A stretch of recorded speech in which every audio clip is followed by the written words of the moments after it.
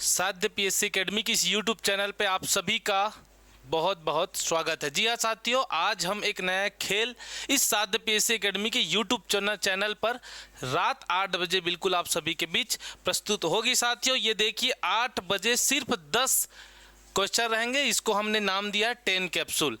जी हाँ साथियों, इस खेल आप सभी के लिए बहुत ही इम्पोर्टेंट होने वाला है। जैसे कि आप आबकारी आरक्षक का देख पाएंगे, पुलिस आरक्षक का देख पाएंगे, छत्तीसगढ़ पुलिस, इनके अलावा नगर जो सैनिक के लिए जो अभी चयनित हुए हैं, जिनका पात्र अपात्र की घोषणा आज कर दी गई है साथियों, उस सभी की तैयारी आप इस 10 कैप्सूल यानी 10 प्रश्न पे आप कर पाएंगे और ये सिर्फ और सिर्फ 10 मिनट के लिए होगा। जी हाँ, आप सभी को इस गेम का नियम और रूल्स बता देता हूँ साथियों। जैसे आपके पास इस बोर्ड पर क्वेश्चन दिखेंगे, पढ़ के मैं बताऊंगा साथियों, आपको फटाक से आंसर देना है। इसका क्वेश्चन का आंसर ABC, यानी कि आपका आकलन होगा इस प्रश्न के माध्यम से। उसके बाद मैं आपको सिर्फ और सिर्फ इस 10 मिनट में उसका आंसर बताऊंगा साथियों, है ना। कुछ डील रहेंगे जहां पे बताने की जरूरत होगी, बिल्कुल उस क्वेश्चन पे हम डील भी करेंगे। और यहाँ पे 8 बजे याद रखेंगे, है ना, रात 8 बजे स्टार्ट होगी और 10 मिनट का यह खेल रहेगा। आपको सही आंसर यहाँ पे बताना है साथियों। तो चलिए हम सबसे पहले आबकारी आरक्षक, पुलिस आरक्षक के लिए छत्तीसगढ़, जी हाँ, छत्तीसगढ़ के प्रश्न आप सभी को यहाँ पे मिलेगा। तो सबसे पहला प्रश्न होगा वो आपके स्क्रीन पर है और ये पहला प्रश्न है, छत्तीसगढ़ में, जी हाँ, छत्तीसगढ़ में अंग्रेज द्वारा 1855 में नियुक्त प्रथम डिप्टी कमिश्नर कौन था? ठीक है, सबसे पहला प्रश्न जिसमें प्रथम से पूछा गया है, छत्तीसगढ़ में अंग्रेज द्वारा 1855 में नियुक्त प्रथम डिप्टी कमिश्नर था। तो बताएंगे, आप सभी के पास 4 ऑप्शन है, Charles Elliot, Lord Dalhousie, Cornwallis और बेंटिंग। तो आप बताएंगे चारों, आप सभी के पास 30 सेकंड समय है इसका आंसर देंगे साथियों। चलिए सभी कमेंट करेंगे।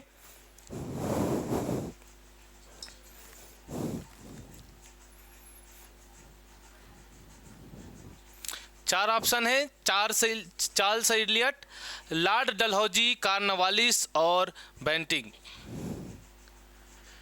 तो सबका बहुत सही आंसर आ रहा है साथियों। तो चलिए, इसका सही आंसर है, आप सभी का पहला आंसर इसका सही होगा साथियों, ए इसका सही आंसर होगा, चार्ल्स एलियट। चलिए, आपका दूसरा प्रश्न आप आकलन करेंगे और दूसरा प्रश्न आप सभी के पास होंगे साथियों।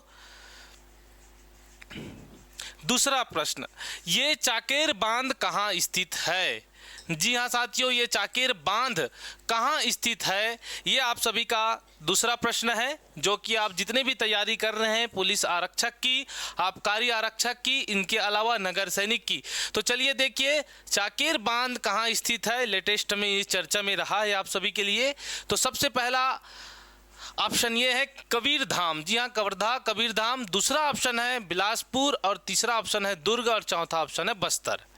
ये 4 ऑप्शन आप सभी के समक्ष है। आप बताएंगे कि चाकेर बांध कहाँ स्थित है, क्या कवर्धा में है, बिलासपुर में, दुर्ग में। फटाक से आप सभी आंसर देंगे। आप सभी के पास मात्र 30 सेकेंड होंगे।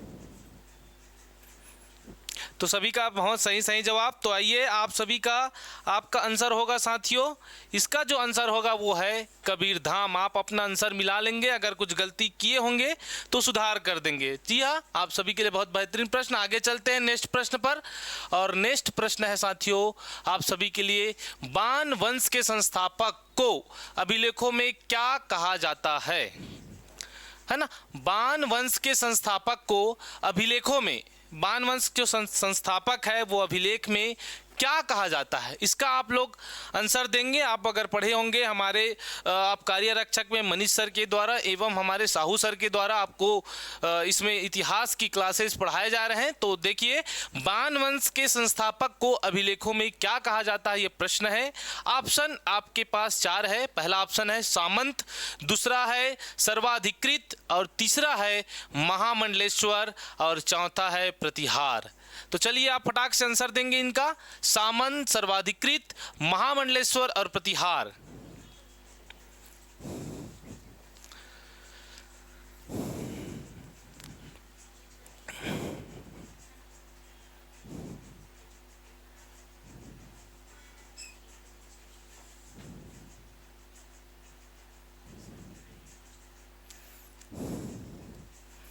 तो चलिए इसका सही आंसर है साथियों, ये है option number C. Option number C महामंडलेश्वर। जी हाँ, बाणवंश के संस्थापक को अभिलेखों में क्या कहा जाता है? तो महामंडलेश्वर कहा जाता है। चलिए नेक्स्ट प्रश्न पर आते हैं। देखिए इनका सही आंसर महामंडलेश्वर। जाजल्यदेव प्रथम की पत्नी थी। जाजल्यदेव प्रथम की पत्नी थी, तो इसमें से आपको ऑप्शन में है, देखिए आपको बहुत कंफ्यूज वाले ऑप्शन है। नोनल्ला देवी, राजल्ला देवी, लाछल्ला देवी, सोमलल्ला देवी। आपके पास 4 ऑप्शन है साथियों। आप सभी को देखना है कि कौन सी इनकी प्रथम, जाजल्यदेव प्रथम की ना, प्रथम की पत्नी थी। तो नोनल्ला देवी, राजल्ला देवी, लाछल्ला देवी, सोमलल्ला देवी। तो आपके पास 4 ऑप्शन है साथियों। चलिए बताएंगे फटाक से इसका आंसर। आपके पास बहुत ही कम समय है।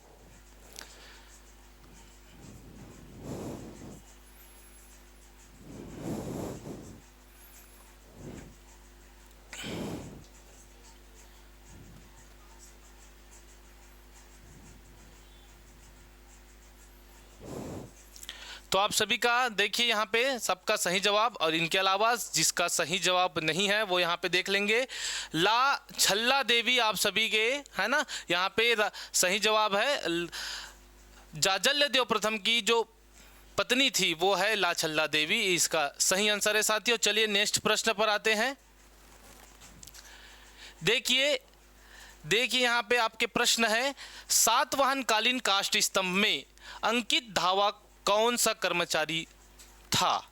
सातवाहन कालीन जो स्तंभ प्राप्त हुए हैं, जी हाँ किरारी में है ना, तो सातवाहन कालीन काष्ठ स्तंभ में अंकित धावक कौन सा कर्मचारी था? उसमें जो धावक नाम से जो अंकित था वो कौन से कर्मचारी था? क्या वो, पहला प्रश्न डाकिया था, दूसरा सेनापति था, तीसरा सारथी था, या जितने भी दिए हैं इसमें से कोई नहीं?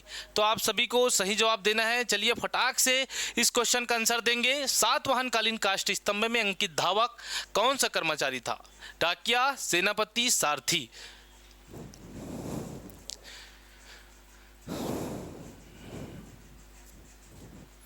तो जी हाँ, आप सभी का प्रथम जो ऑप्शन है डाकिया, ये इनके कर्मचारी का नाम था, धावक कर्मचारी नाम था डाकिया। जी हाँ, चलिए आपके पास अब नेक्स्ट प्रश्न है साथियों, वैदिक साहित्य में दाक्षिक दिक। जी हाँ, वैदिक साहित्य में दाक्षिक दिक के नाम से इस राज्य का किस क्षेत्र का वर्णन किया है ना? छत्तीसगढ़ के किस क्षेत्र का वर्णन किया है? क्या महानदी घाटी? आप सभी को मालूम है छत्तीसगढ़ को कौन से भाग को महानदी घाटी, क्या पूरे छत्तीसगढ़ को, या फिर बस्तर क्षेत्र को, या फिर सरगुजा क्षेत्र को? आप सभी फटाक से आंसर देंगे। आपके पास मात्र 20 सेकंड है इस क्वेश्चन के लिए। बिल्कुल सभी का सही जवाब, और इसका सही आंसर है साथियों, वैदिक साहित्य में दाक्षिक दिक के नाम से इस राज्य के किस चीज का वर्णन है? तो बिल्कुल बस्तर का। जी हाँ साथियों, बस्तर का वर्णन है इस पे। चलिए 7वें प्रश्न पे आते हैं। आपके पास सिर्फ और सिर्फ साथियों 3 प्रश्न बचा हुआ है। इस राज्य में आयुष विश्वविद्यालय, 7वां प्रश्न, इस राज्य के आयुष, जी हाँ ये मेडिकल के लिए है जहाँ यूनिवर्सिटी है, आयुष विश्वविद्यालय का नाम किनकी स्मृति में रखा गया है? जी हाँ, किनकी स्मृति में रखा गया है आप सभी बताएंगे। क्या पंडित जवाहरलाल नेहरू के नाम से, अटल बिहारी वाजपेयी के नाम से, या पंडित दीनदयाल उपाध्याय, या पंडित रविशंकर शुक्ल? इस राज्य में आयुष विश्वविद्यालय का नाम किनकी स्मृति में रखा गया है? जो कि ये जो यूनिवर्सिटी है अपने ही क्षेत्र में है, अभनपुर ही क्षेत्र में है साथियों। तो फटाक से बता देंगे आप सभी इसका आंसर।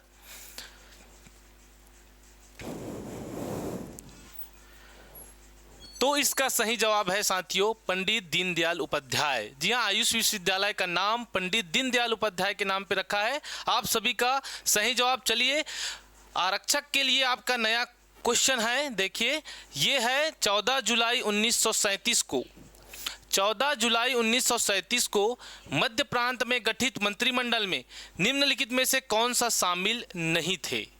जी हाँ, 14 जुलाई को 1937 को मध्य प्रांत में जो गठित मंत्रिमंडल में इसमें से कौन से जो मंत्री हैं वो शामिल नहीं है, आप सभी को बताएंगे। 30 सेकंड का समय है आपके पास। पहला है दुर्गाशरण शंकर मेहता, दूसरा है पंडित रविशंकर शुक्ल और तीसरा है घनश्याम सिंह गुप्ता और चौथा है साथियों ई राघवेंद्र राव। फटाक से आप आंसर देंगे। ऑप्शन आपके पास है केवल 1, केवल 4, 1, 2 और 4 या सभी शामिल थे। फटाक से आप लोग आंसर देंगे। आपके पास मात्र और मात्र 10 सेकंड का समय है साथियों। फटाफट कमेंट करके बताएंगे कि इसका आंसर क्या होगा। तो 8वां प्रश्न का सही आंसर होगा साथियों केवल 4।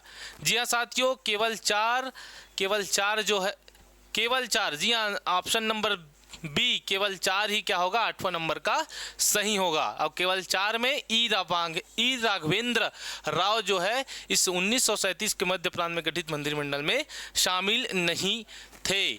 चलिए, आप सभी का अगला प्रश्न है। अगला प्रश्न है कैप्टन पी वांस एगेन्यू के प्रशासन काल के समय कौन सा विद्रोह नहीं हुआ था। बिल्कुल, आप सभी हमारे छत्तीसगढ़ की इतिहास की क्लास में पढ़े होंगे। एगेन्यू के प्रशासन काल के समय कौन सा विद्रोह नहीं हुआ था। इनमें से 3 ऑप्शन ऐसे होंगे जो विद्रोह हुआ था, एक ऑप्शन जो है बिल्कुल नहीं हुआ था। तो ऑप्शन नंबर 1 नवागढ़ का विद्रोह, दूसरा गोड़ का विद्रोह, तीसरा सावंत भारती का विद्रोह और चौथा डोंगरगढ़ के जमींदार का विद्रोह। बिल्कुल, आप सभी फटाक से आंसर देंगे। आप लोग के पास मात्र और मात्र 10 सेकंड है, फटाक से आंसर देंगे। तो चलिए, कौन सा विद्रोह नहीं हुआ था बता देते हैं। नवागढ़ का विद्रोह इसमें था, गोड़ का विद्रोह भी इस प्रशासन काल में हुआ था, सावंत भारती का विद्रोह भी इस प्रशासन काल में हुआ था, लेकिन डोंगरगढ़ के जमींदार का विद्रोह इसके प्रशासन काल में विद्रोह जो है नहीं हुआ था साथियों। तो इसका सही आंसर क्या हो जाएगा डी। तो चलिए, अगला प्रश्न है। अगला प्रश्न होगा साथियों आप सभी का 10वां। निम्नलिखित में से कौन सा जंगल सत्याग्रह असहयोग आंदोलन, आप सभी को मालूम है असहयोग आंदोलन का हिस्सा माना जाता है।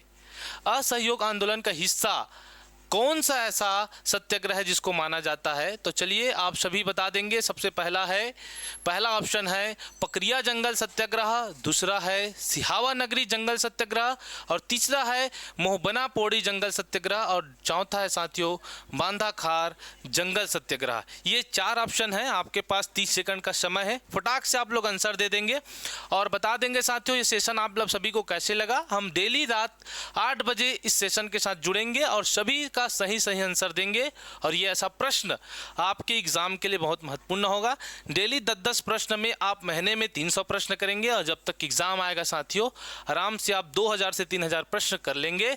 आपका छत्तीसगढ़ चाहे किसी भी सब्जेक्ट का एमसीक्यू इसमें कोई दिक्कत नहीं होगी। तो चलिए, इसका सही आंसर हो जाएगा साथियों दूसरा बी सिहावा नगरी जंगल सत्याग्रह जो है इस आंदोलन का हिस्सा माना जाता है। ठीक है, इसका हिस्सा कौन सा माना जाता है, सिहावा नगरी जंगल सत्याग्रह को असहयोग आंदोलन सत्याग्रह का हिस्सा माना जाता है। इस प्रकार के बहुत बेहतरीन प्रश्न देखने को मिलेंगे। केवल 10 मिनट के लिए जुड़ेंगे जो आपके लिए बहुत ही लाभप्रद होगा साथियों। चलिए, ये हमारे साध्य पीएससी एकेडमी में है ना, छत्तीसगढ़ एसआई एवं छत्तीसगढ़ पुलिस आबकारी आरक्षक नगर सैनिक के लिए विशेष बैच यहाँ पे लॉन्च कर दिया गया है साथियों। इनके अलावा इनके टेस्ट सीरीज, जी हाँ, आप सभी के टेस्ट सीरीज भी शामिल कर दिया गया है, यानी कि आप आसानी से सीजी पुलिस की तैयारी हमारे साध्य पीएससी एकेडमी में कर सकते हैं। ऑलरेडी यहाँ पे 3 बैच प्रारंभ है। इनके अलावा एक न्यू बैच भी आप सभी के लिए लाया जा रहा है जिसमें आप जुड़कर अपनी तैयारी को बेहतर से बेहतर और मजबूत कर सकते हैं। क्योंकि आप सीजी पुलिस की तैयारी कर रहे हैं तो कहीं ना कहीं 75% फिजिकल पास करके ही आप यहाँ पे आ गए हैं, यानी कि आपकी जो ज्वाइनिंग लगने की जो प्रक्रिया है उसमें आप 75% पास हो गए हैं। आप सभी के लिए 25% बचा है जिसको आप लिखित परीक्षा पे कर सकते हैं। तो चलिए साथियों, आप सभी जुड़कर अपनी तैयारी को मजबूत करिए और हमारी साध्य पीएससी एकेडमी आपके लिए बिल्कुल खड़ी हुई है। चलिए, बहुत बहुत धन्यवाद।